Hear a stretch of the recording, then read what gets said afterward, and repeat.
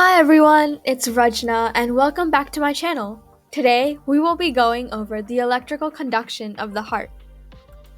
So this is just an overview of the five main steps or phases of the electrical conduction of the heart.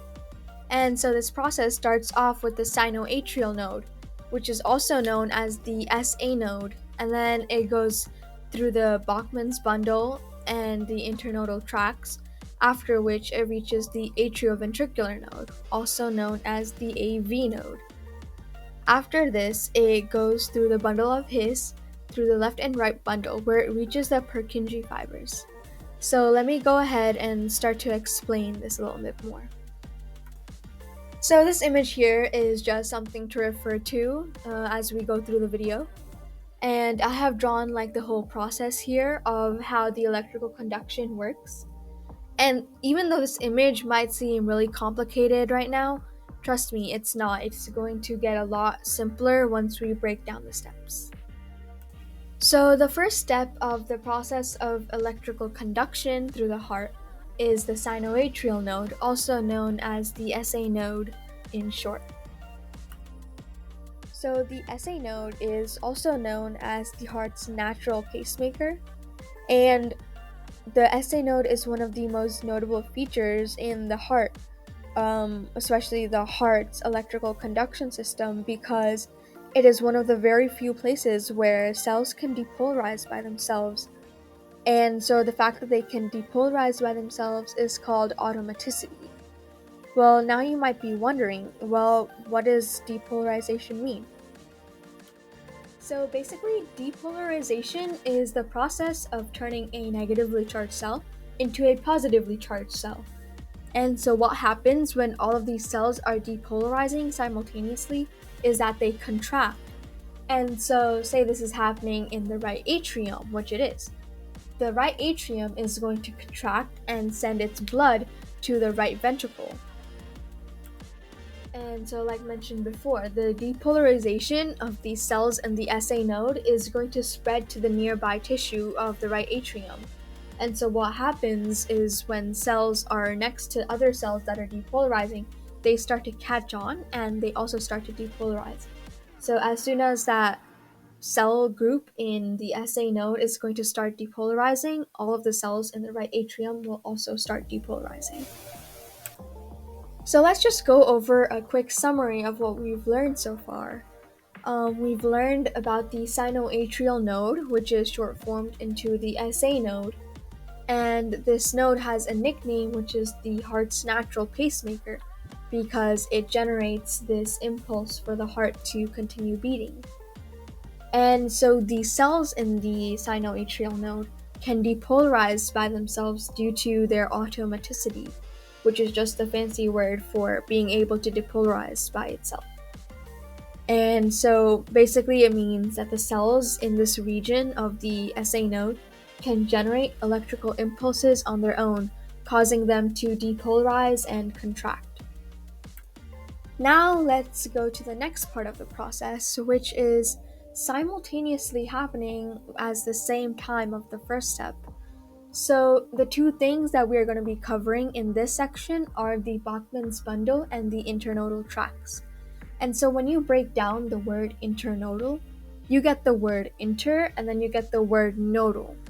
So the word inter means between, and the word nodal for this purpose can be turned into the word node, which, as we learned, is just that group of cells, like the SA node, etc. And so the word internodal translates to in between nodes. So first, let's start off with the Bachmann's bundle, which is just like a super fast channel through which the signal goes at a very fast speed.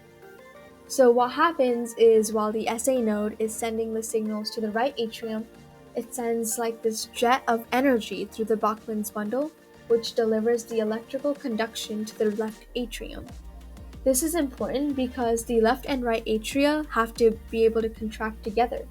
So it's necessary for this energy from the SA node to be delivered quickly to the left atrium as well. And so, like I said, how it does this is through the Bachmann's bundle.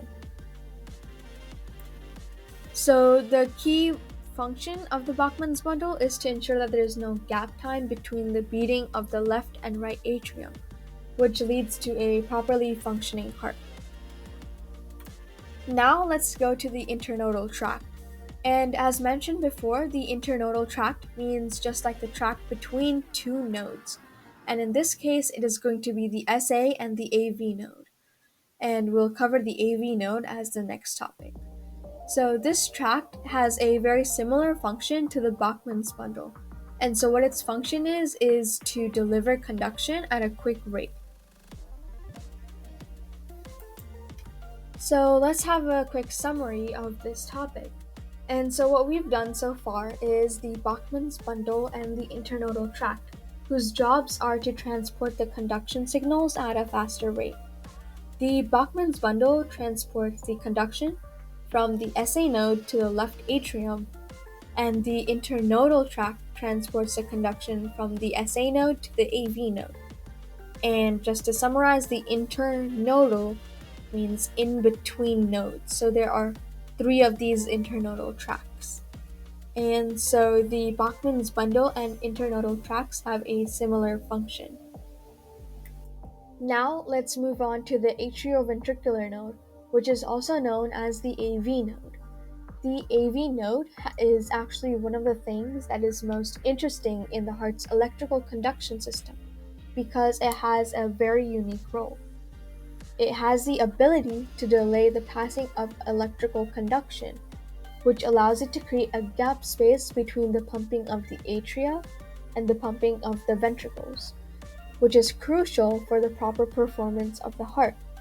So basically, this just means that it pauses before passing on the electrical signal to the bundle of His, which is just like the next section.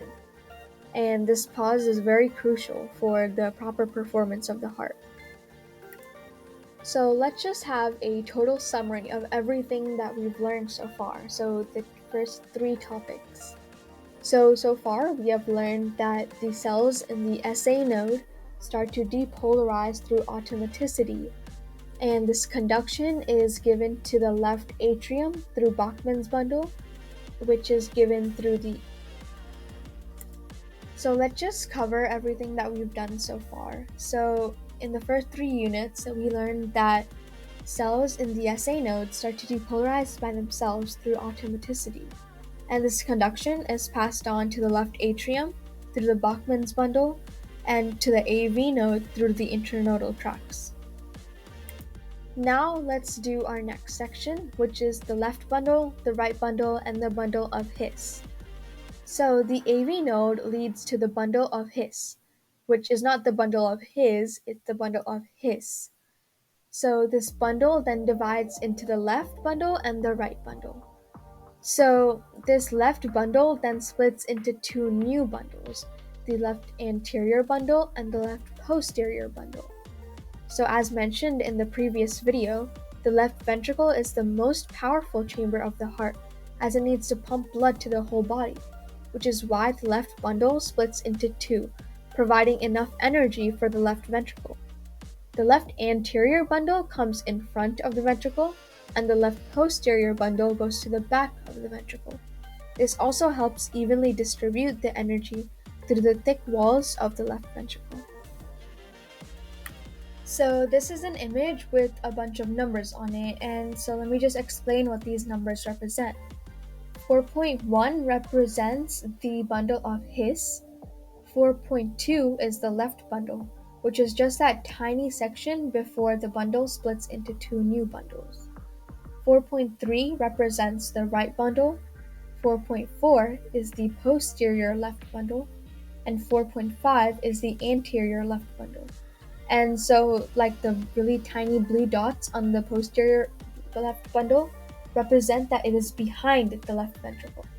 Just to restate, before it splits into the left and right bundle, it is called the bundle of His. Before it splits into the anterior and posterior left bundle, that little section is just called the left bundle. So let's just summarize what we've learned so far. We've learned that the AV node connects to the bundle of His, which divides into 2, the left and the right bundle. the left bundle splits into two again, the anterior left bundle and the posterior left bundle. The anterior left bundle comes in front of the left ventricle, and the posterior left bundle goes behind. And the reason for this vast innervation of the left ventricle is because it needs more electrical conduction in order to successfully operate, due to its major role of pumping blood throughout the whole body. And finally, last but not least, we have the Purkinje fibers. And so these Purkinje fibers were named after the Czech scientist Jan Evangelista Purkinje. So these fibers run along the walls of the left and right ventricles, and they receive their conduction from the left and right bundles. These fibers are the final step of the process, allowing for the ventricles to contract and pump the blood to its designated location. So here the Purkinje fibers are labeled and they are represented by the number 5. As can be seen, the Purkinje fibers are branched out into a vast network, ensuring that the ventricles are properly provided for. So the really cool thing is that all of this occurs in 220 milliseconds. And so all of these processes that we just covered occur in less than 1/4 of a second.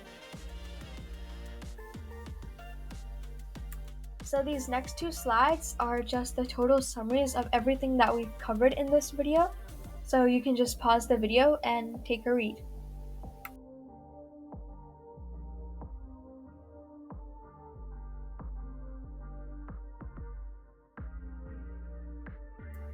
I would just like to thank all my sources that helped me create this video. I would like to thank Canva.com, which I used for creating the slideshow, and Microsoft Clipchamp for helping me create and edit this video. And now, I would like to thank all of you for watching. I hope this helped everyone understand anatomy a little bit better. And finally, I would like to give a special thank you to all of my family and friends for supporting me so much throughout this.